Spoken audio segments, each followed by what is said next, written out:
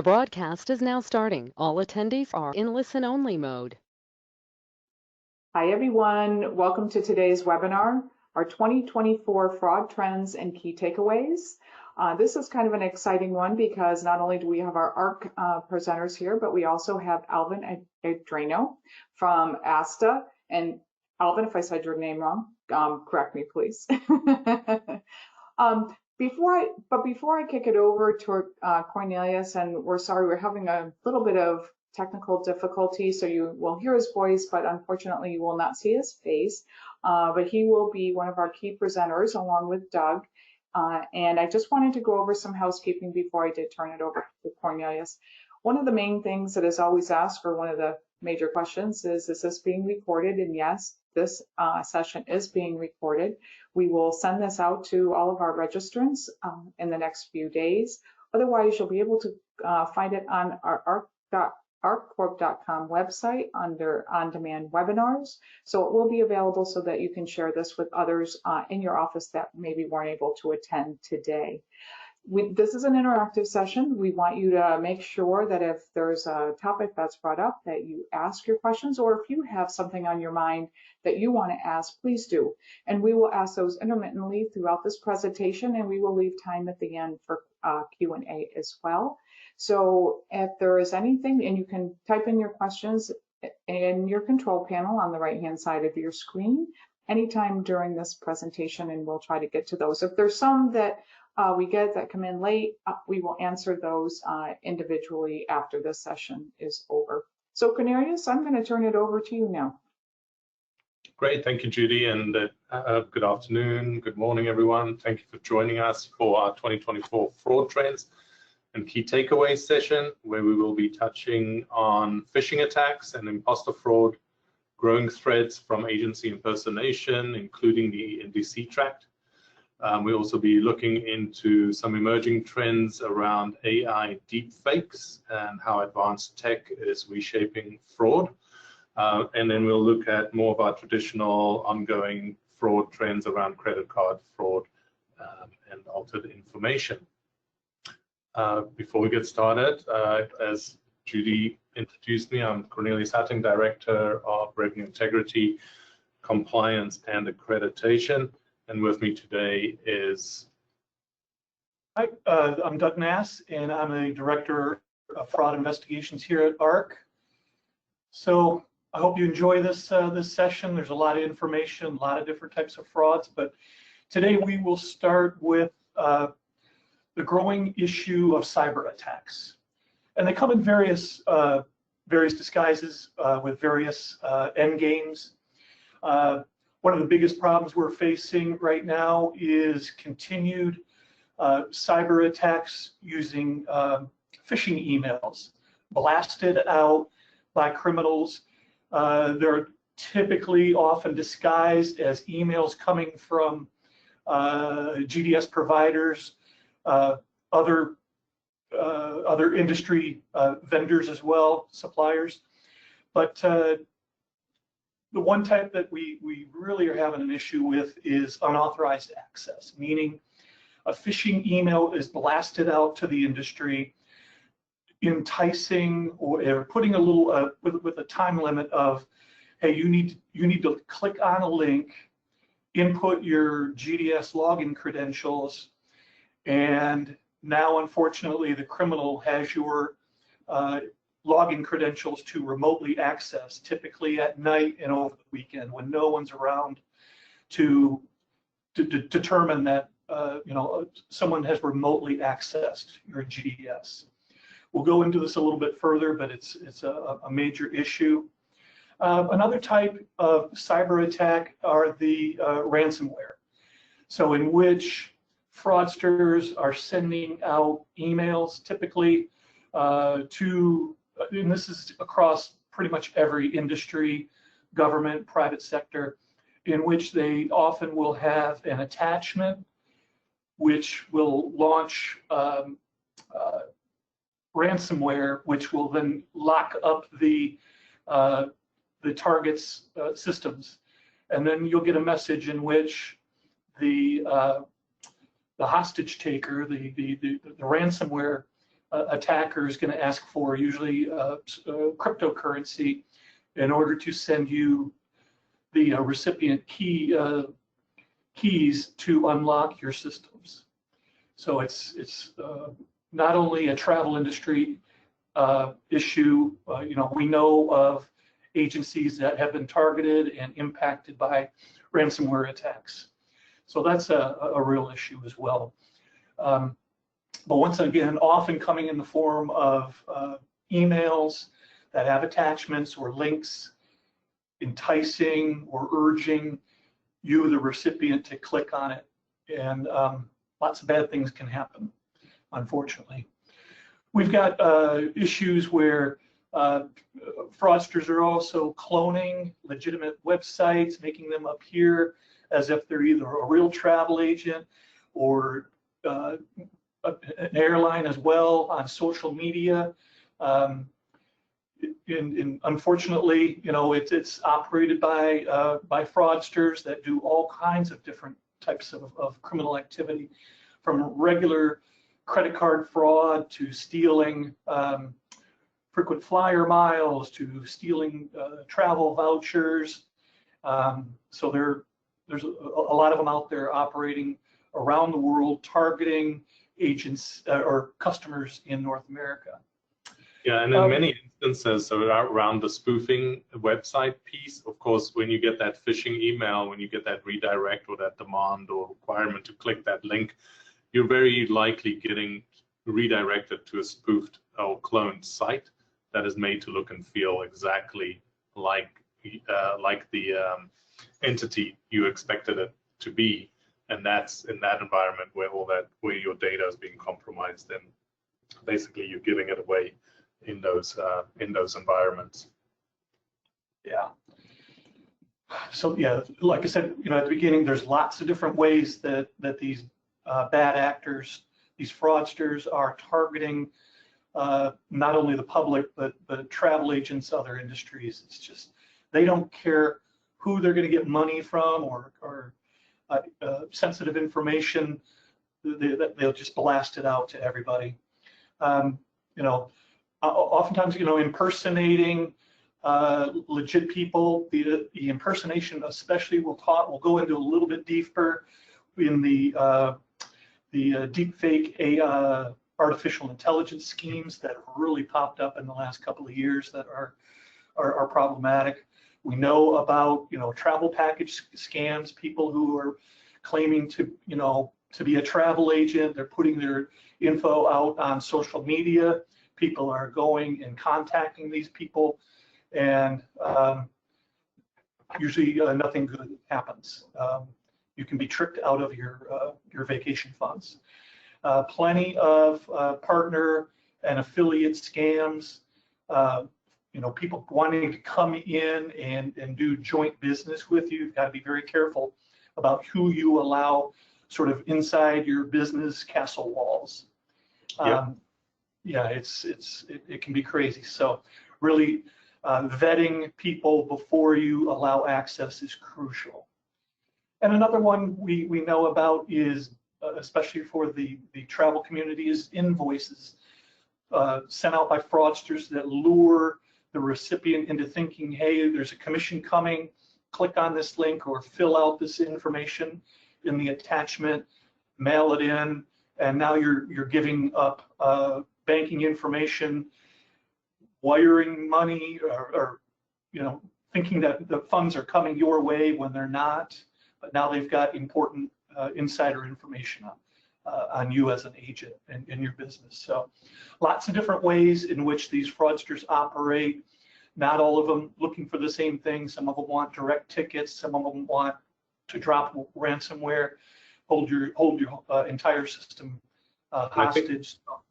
Yeah, and an interesting piece around that invoices as a lure, which Alvin also shared with us as a concern, is the fact that the fraudsters seem to actually create a correspondence chain within the email environment that makes it look as if the advisor was in contact with that fraudster previously in relation to that specific invoice. So there's definitely more things that you need to be aware of and look for.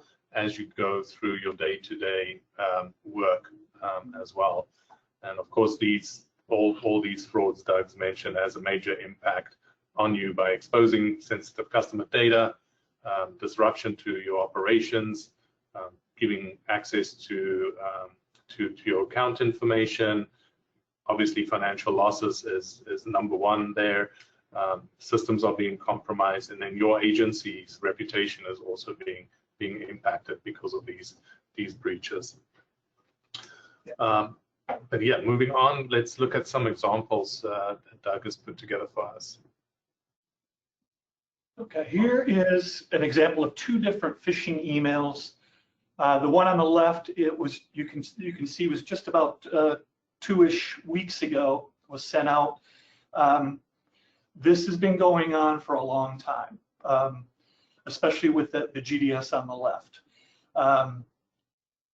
It's once again, it's saying, hey, there's oftentimes a technology upgrade notification.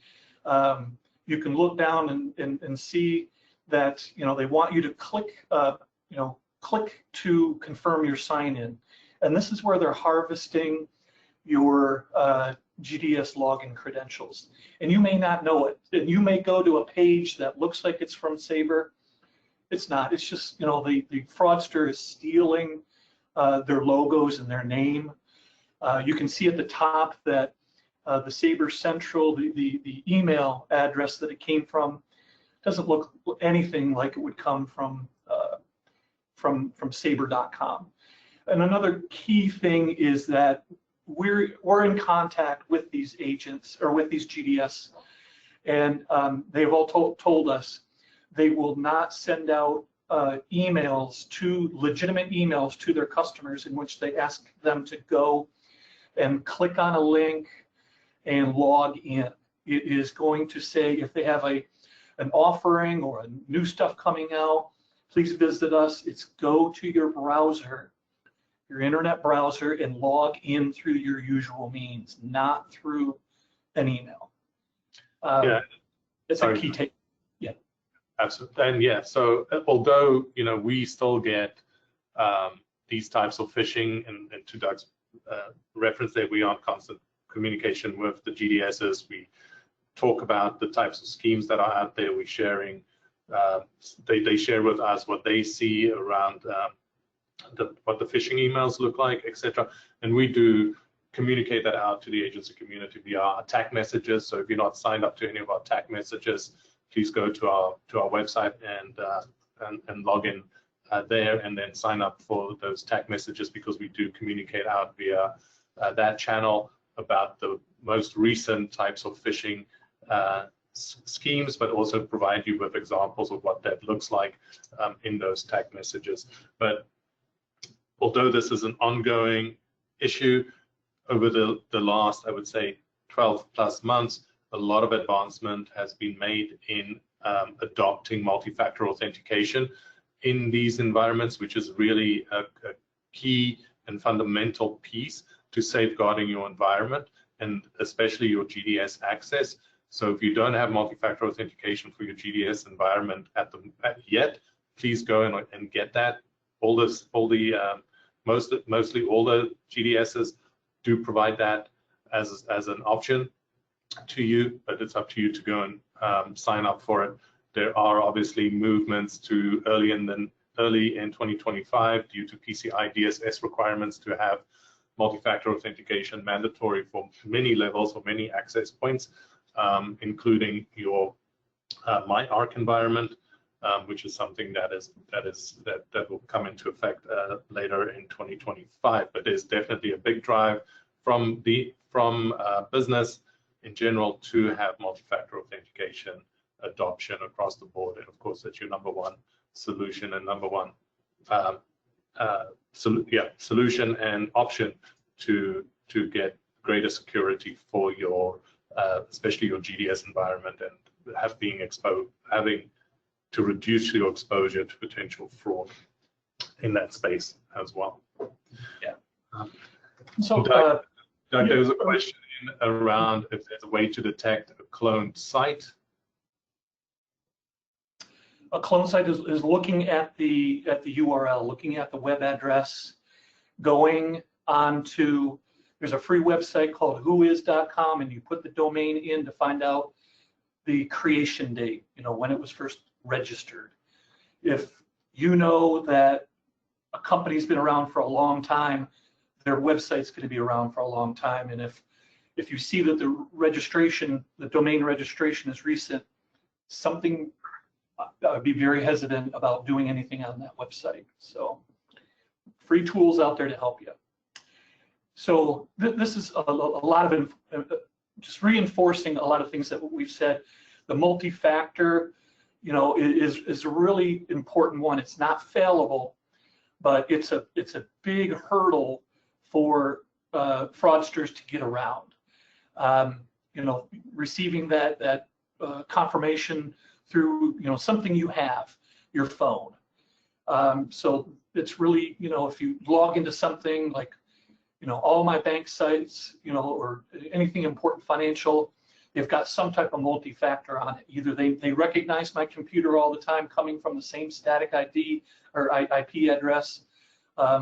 Every once in a while they'll reach out and they'll send a push out to my phone to verify. These are really strong hurdles that criminals find a way around. We know they're successful, even not only in your GDS, which we'll hit again and again, that really think about implementing multi-factor. But if you're an agency that has corporate booking tools, fraudsters know how to gain access to corporate booking tools. And late last year, about 1 year ago, one of the biggest providers out there, we were seeing a lot of fraud, almost daily basis of account takeovers of corporate booking tools. Once they implemented multi-factor on that platform, it disappeared. That's how strong it is. So, investing in cybersecurity measures, to protect yourself from hacking, phishing, making sure that, vetting your vendors and partners to make sure, are they, doing what they're supposed to do. We know in other industries that, big corporations that have been hacked, it wasn't directly from their system, it was through a vendor. So these are really things you need to talk about. Updating user accounts, who has access to sensitive data, and also the level of access to do their function. Making sure that not everyone has just complete access to everything. Definitely not sharing passcodes, as people leave, removing access, that least privileged account, letting them know only what they need, access to. And another interesting one is turning off ticket capability at night. As I mentioned earlier, unauthorized access almost always happens on a weekend night, starting, Friday, Saturday, Sunday, middle of the night, no one around to see what's going on. But that fraudster, that remote hacker, has gained control, and he's issuing tickets for his customers. He is, in fact, acting as a black market travel agent. And if your agency is in a position to say, hey, at the end of the day, I want to turn off all ticketing. We know from GDSs that this has stopped fraudsters in the past. So it's a powerful option. They typically are almost 99% of the time issuing cash tickets. So do you want to limit them to, no cash? And just monitoring who your GDS is branched to. Who you've got, who can access you. We've seen them go and use credentials from agency A, and then they looked for who they're branched to, and done ticketing through branch, who they're connected to. And just, client verification. We've got a lot of people coming in, bogus businesses, or we've even got schemes where the fraudster will learn who a big corporate international account is, create an email domain very similar to the legitimate one, and contact the corporate travel agency who has the account, And we've seen them do some serious damage. We're talking hundreds of thousands of dollars because someone didn't notice that the email requesting tickets was slightly off from the regular one. So that's really important. And also, you know, training, constant training of not only your employees, but your sub-agents, anyone who has access to your systems, to make sure that they're aware of phishing and how to spot them, and how, you know, the common mistakes. You know, this is something we do at ARC constantly, and it's just because people need to be aware of how these fraudsters operate. Yeah, and training is a crucial part of making sure people are informed, have the knowledge, have the ability to identify, you know, the phishing issues, but also ensuring that you have the right cybersecurity pieces in place.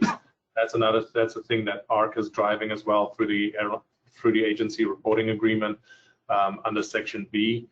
There's requirements in there that the agency now has to adhere to when it comes to cybersecurity training, and specific requirements set forth there as well. In addition to that, we've also brought in the requirement for multi-factor authentication as part of the agency reporting agreement.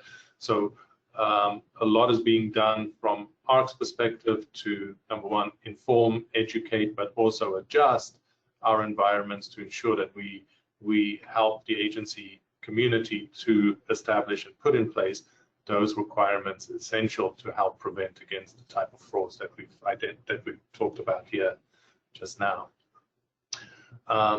So moving on into a slightly different landscape, and that is NDC. So ARC has recently identified, you know, unauthorized transactions in this NDC channel. In many of these instances, the agency did not sign up for NDC.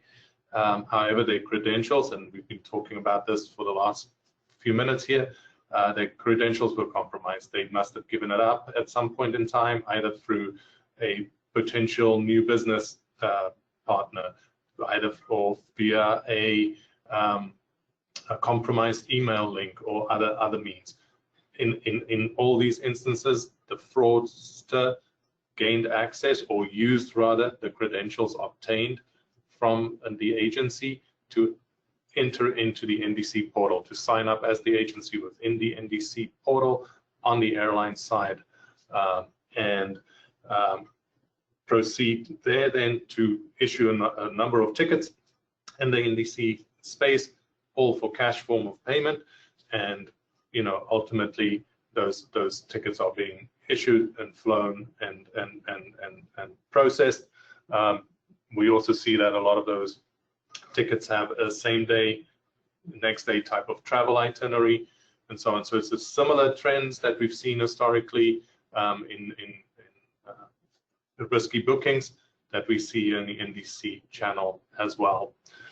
In addition to this NDC environment, we also see, we continue to see rather non-accredited agencies, entities using accredited agencies' environments to make bookings for customers, and they are ultimately misleading the consumer in those practices, using the legitimate agency's environment to book. But of course, we also see a lot of continuation of collaboration without due diligence, and we spoke about that earlier as well, where there's a lot of potential new business coming your way as an agency. It's essential that you make sure you do the proper and necessary due diligence of who you're letting into your environment and who you allow to work with you in the space. That it's become a lot more concerning to see the number of frauds coming through a sub-agency or a partnership channel than from an agency specific. So again, it's essential that you do the necessary vetting of any of your partners, but also ensure that you secure your credentials, especially for that NDC channel. And of course, the impacts in this space, yeah, again, it's always financial. So you have to look out for yourself in that environment. There are business delays that could be triggered, especially around the NDC space. There's time and effort to correct your statuses, airline and agency brand misrepresentation. This is more coming through that sub-agency channel, utilizing your brand and then misleading the consumer, and then continuous reputational impact. So around best practices in the space, this is a little bit more airline-sided for ensuring that the access environment is secure. So our recommendation here for airlines, and specific to that NDC onboarding piece, is to ensure that you have the ArcCheck API to help validate and authenticate the agencies that you are signing up as being accredited agencies. Validate the owner's ID, require a submission of a government-issued ID, and validate that against other forms. You can also use the ARC environment to check against whether or not you are dealing with the right person. Utilize the carrier dashboard for those instances, and then implement multi-factor authentication for that onboarding procedure, but also for the downstream access to content, and required signed contracts or consent for people accessing or signing up for NDC in your channel. And then for the other business frauds that we referenced there, it's just safeguarding your credentials. Treat your ARC number as if it's a bank account number. It's really, we've seen many agencies wanting to show that they're a trustee partner, and they will display their ARC number on their website. Some will have a link out to the ArcCheck environment, which of course links out to show that the agency is accredited on ARC's corporate website, shows their address and their location in a little Google Map format. Please don't do that. Fraudsters can go in there, they can take your number and use it for fraudulent means and gains. And then do self-research of your business to see if your credentials are used without your knowledge. Do some Google searches, see if you are being represented in space in an environment where you don't normally advertise in, or come up in a social media post somewhere, or somehow being exposed, your brand being exposed in one way or another. Cornelius, let me add, about the ARC number. We all know, if you've been in the industry long enough, in the days of tickets, that ARC IATA number was printed on every ticket. But newer fraudsters don't know that. It's 20 years or 15, 20 years. Newer fraudsters don't know really about paper tickets and the fact that it was on there. But in 2024, 2025, yeah, don't put it on your website or put it in your email. Name block, name contact info. We've seen both. Yeah. All right. So as we've heard, deepfakes, are on the rise. That video is from a couple of years back. I don't know, the presenter there made a statement that, no one has seemed to use it for fraudulent activity yet, although more recently we have started seeing fraud around the deepfake environment, especially around the voice piece, where people are impersonating a CEO or CFO and requesting employees to send money through to them for important meeting or for one reason or another, and somehow that employee did generate the funds and transfer the funds. Of course, they was transferred into the fraudster's account and so on. So these things are on the rise.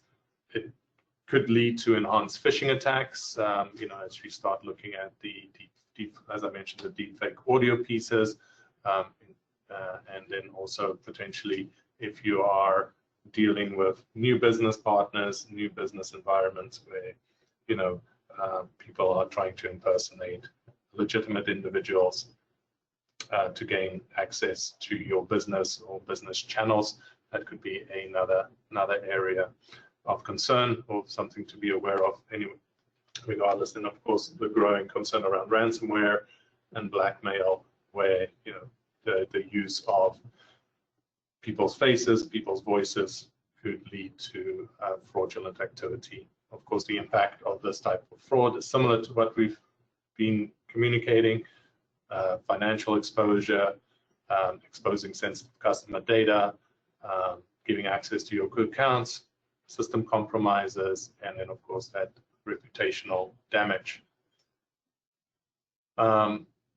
This is, again, like the previous one, best practices. It's pretty in depth, so we won't go into it, but you will have access to the slide. But again, it's ensuring that you have layered authentication using multiple forms of for identity verification.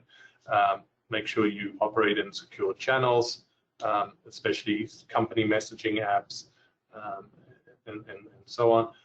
Look for that facial and eye movement piece in this AI environment. It still struggles a little bit there with realistic eye movements or blinking, and of course could show inconsistent shading on the face, but also somehow slow down on the movement as well, so making it look unnatural in the way the individual is moving or their face is moving as they speak.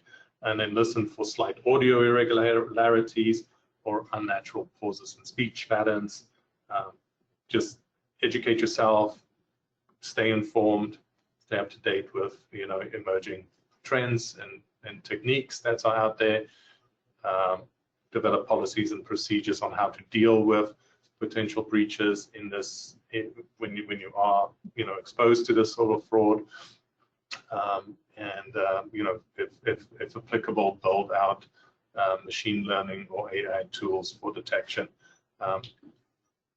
Yeah.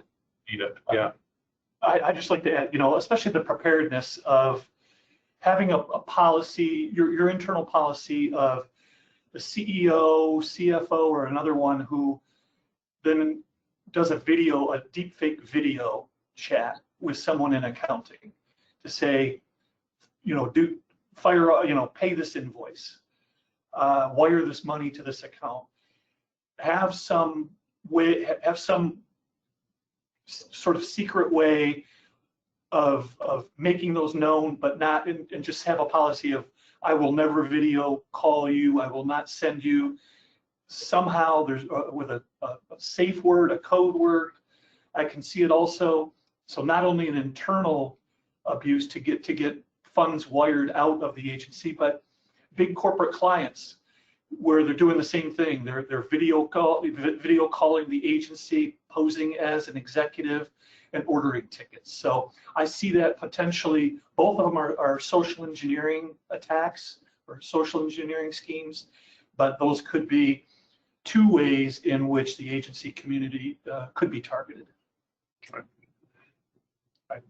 And then moving into the social engineering and card not present types of fraud. Doug, you want to take this one?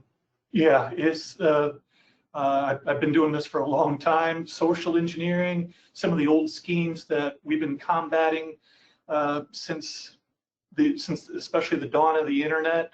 Emails, they're still out there today. It's because they still work, unfortunately. Especially in that card not present, where you as the agent, the frontline staff, you're either communicating via phone, text, email,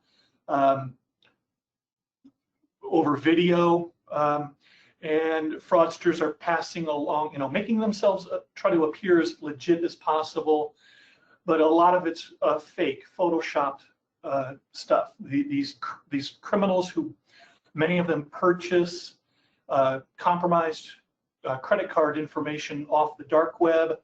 Now they want to turn, they've paid another criminal to obtain lists of compromised cards. Now they want to monetize it by, once again, they're in effect a black market travel agent. They've got customers coming to them to order cheap tickets, and they're photoshopping driver's licenses, passports.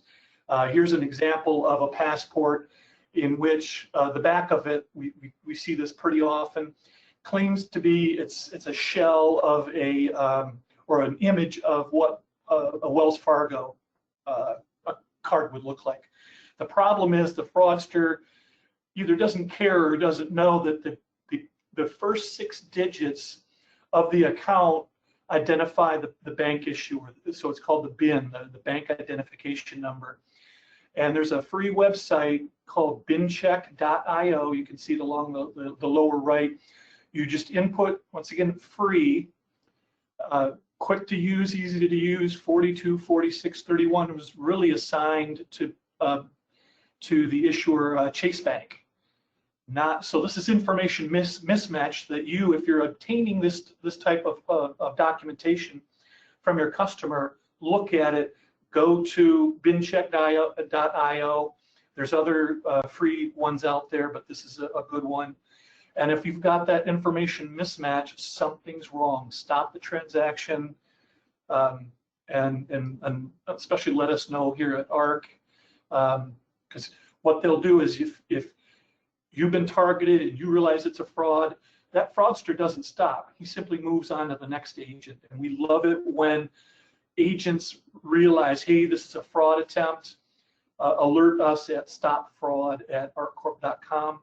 Just send us in the details of what happened. We then will look in our systems and warn the next agent down the line to say, hey, we believe you're dealing with a criminal. You need to stop, and hopefully save them some money.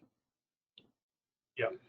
But they still do it. Like I said, they've been doing it a long time because they're still successful. It's that card not present environment, right? It's that you're dealing with folks over the internet. You're dealing with, it's difficult to really validate your customer in this space. So, if you need to be creative in validating your customer, do it. I mean, especially if it's someone new coming into your business, they come in with a booking that's too good to be true, go the extra step to validate their authenticity, making sure that, everything matches up, because once you've booked those tickets, of course, it goes down and it becomes a downstream impact. Not only do you have the financial loss for the tickets itself, but you also have the chargeback debit memos that would come in from that as well. So it just compounds the financial impact to your agency in that space. So yeah, do what you need to do validation of your customer in this space. Yeah, and that's where client verification is really crucial. We've got a few operators out there.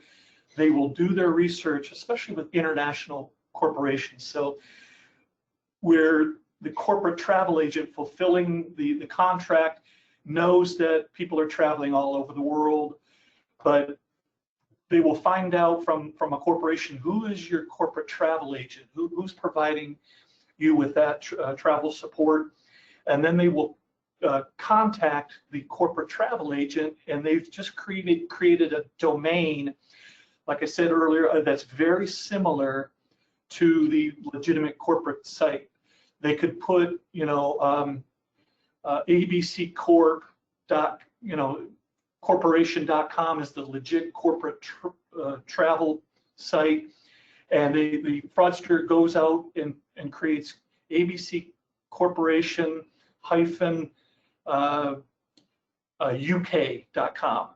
So and if the travel agent doesn't realize, oh my God, this is not our usual corporate address, they start fulfilling tickets. So and we know of examples of some really serious damage being done if no one realizes, hey, we're communicating with a new address, with a new email address. So that's important. Just using secure payment platforms, is If you've got a public-facing website, what kinds of security do you have to ensure that you're in control of it? Regular training. We at ARC even do monthly training on some aspect of cyber. And I think something that is not mainstream yet in the US is the 3D Secure protocols. That if you're a merchant of record, adopt the 3D Secure environment. There's a potential there for a shift in liability for fraudulent transactions from the card issuers. So that's just another avenue. And again, it hasn't been a major uptake in the US yet, but it's big in Europe and other markets. And it's just another layer to protect you against potential fraud there, and then continue monitoring for the red flags, such as large last-minute bookings, especially those with a high value, and unknown customers, and unknown travelers, unknown people, clients to you, booking that and trying to use those stolen credit cards to book that travel through, etc. So it's just remaining vigilant around that. We also, as ARC, have on our corporate website, have a list of resources that you can access and learn from. Of course, the main environment for us there, or for you of interest, would be the on-demand webinar link. That is where this webinar will go as well. I see there was a question about whether or not this webinar will be shared out. Yes, it will. It will go to that on-demand webinar environment. I believe you, as a participant to this webinar, will receive a link to it as well. And I saw another question in the is there a bad actor database? If not, can ARC members create one and submit it to warn? So you can see in the lower left, this is kind of dated, but anyone that we found had a conviction for a travel-related fraud scheme, we have posted it. It's not been updated in quite a while. Sometimes these things can be a little tricky, but at least the best thing we can do is to Google people, Google their names if it's not a common name. We do it in here with our investigations to find out, okay, this traveler has traveled on a fraudulent ticket. Are they sometimes they're doing other fraudulent activities, money muling, human trafficking, drug trafficking, other types of criminal activity. And this is where oftentimes law enforcement gets interested. One component is the travel fraud, and then some other type of criminal activity. And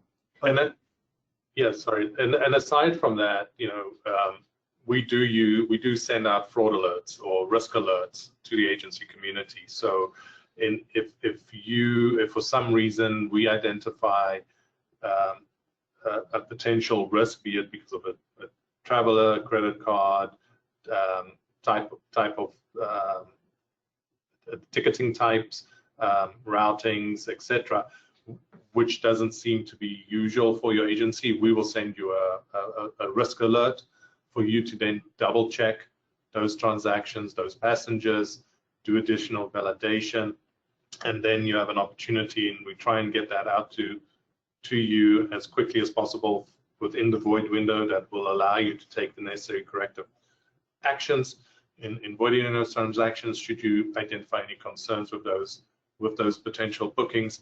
But 9 times out of 10, what we send is pretty accurate, but we do need your response back to validate and confirm that that it was fraudulent or it wasn't fraudulent, so that we have that helps us with richer data, but also helps us in ensuring that our risk alerts remain effective when they do go out. In addition to the conviction section in our website, there is a tool that that we partnered with Perseus on. It's called Arc Risk Check. It is you can do manual checks on it, or you can do an API connect.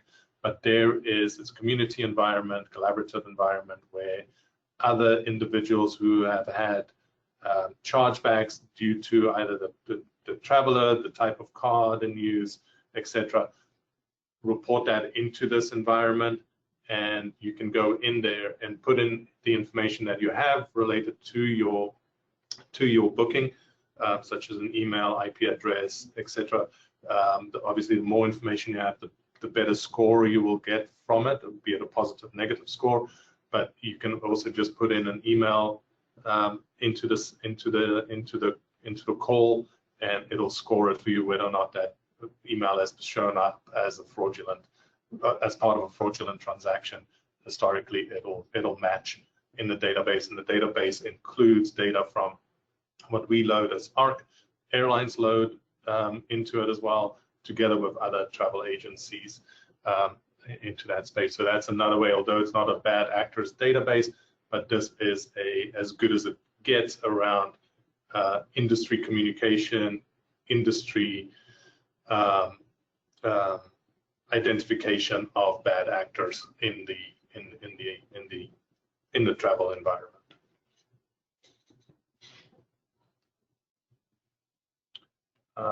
So that leads us to a Q&A. Just for awareness, if you have any communication that you want to send our way, any fraud concerns or fraud schemes that you've been exposed to, please share those with us at stopfraud@arccorp.com. We can look into that and maybe do some link analysis in the back end there to see if we've seen something similar in the past. As I mentioned, there's also the Arc Risk Check piece that you can also link to and get more information of what that tool can do for you. Doug, do we have any other questions? But if not, I ask the audience to please start typing your questions in for us so we can get to those. And I just wanted to highlight, that last page, that Arc Resources page. There's a lot of information. We strongly recommend, especially new agents, go through it. We're putting this out there. It's public facing, just to talk about the schemes, the way these fraudsters, and like I say, a lot of these have been going on for decades. So they are timeless. They continue to work. They continue to target agencies with these same schemes because they're successful. Not everything has to be the newest, latest scheme. We're definitely, this is among the first times we've talked about artificial intelligence and deepfakes, because it seems to be yet a new wave of way to socially engineer people. But a lot of the time-tested ones are out here. Best practices, free, love it. Agents love free internet tools. And down on the right, especially, we have a whole host of previous webinars have been parked here. You can go in at any time, highlighting a lot of different aspects of fraud in the travel industry. So we think it's well worth your time to go in and peruse it, to just, especially new people to the industry. This is how fraudsters operate. Yeah, good call out. We've got one question in here.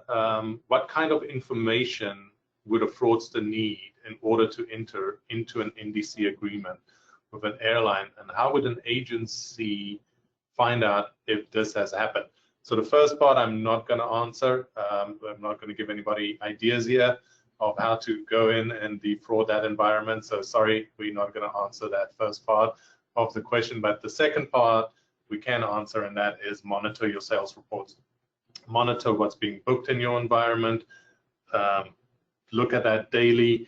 As you close out for the day, go and double check your report. Make sure that the transactions are that you identify all the transactions for the day in there. Next day in the morning, if you don't opt into any of the services that GDS provides, such as after hours lockouts, etc., first thing in the morning, get into your sales environment, sales report environment, and check and see if any ticketing was done overnight that you did not approve or are aware of.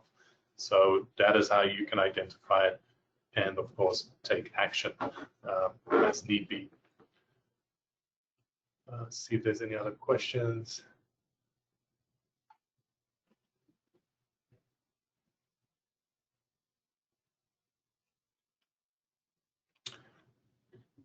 Where do we report possible credit card fraud? Doug, do you have an answer for that one? Where do we report possible credit card fraud? Yeah, I mean, we at ARC, we do have a series of agents. I like to, when I do webinars or in-person, presentations at conferences, we love when you report it into ARC first, because as I mentioned, we look at every email that comes in, especially from our agents, because I call them our neighborhood watch. Those fraudsters aren't contacting ARC. Well, they may by mistake, but we do look at them. If there's passenger names, credit cards in an email, we run them through our system to see has that fraudster moved on to another agency. And we love when we're able to go in and warn them to say, hey, we believe you're dealing with a fraudster. You're not dealing with who you think you are. So that's important as well. But number two, if you're an agent and if you've been targeted by a fraudster, maybe you've taken some chargebacks and it's through an internet a website, or there's email exchanges, report it to the FBI. ARC does work with them as well, but they're the repository. You can go online to the Internet Crime Complaint Center, which is run by the FBI, but the address is ic3.gov. I is in India, C is in Charlie, the number 3.gov. And it doesn't take long online, and now you've recorded it. You've reported in what happened, and believe me, they go in and look at those reports to see, are other people complaining about the use of a card, or oh, that traveler, they attempted it at one place and they were successful at the second, or vice versa. So yeah, and of course that's also a good environment to report any phishing schemes and phishing emails to as well. So IC3 is a very good environment to do any types of fraudulent reporting in, especially cyber type fraud. Is another question here: for agencies without GDS, is the VTC program the right program to look at? Yes, absolutely. You can access the VTC program. It's a non-ticketing environment, but you do obtain an agency code, which will then allow you to do travel-related bookings. You also have access to our merchant account, which you have to apply for, called ArcPay as well. So you could access or process credit card bookings and or service fees via that environment. Let me see.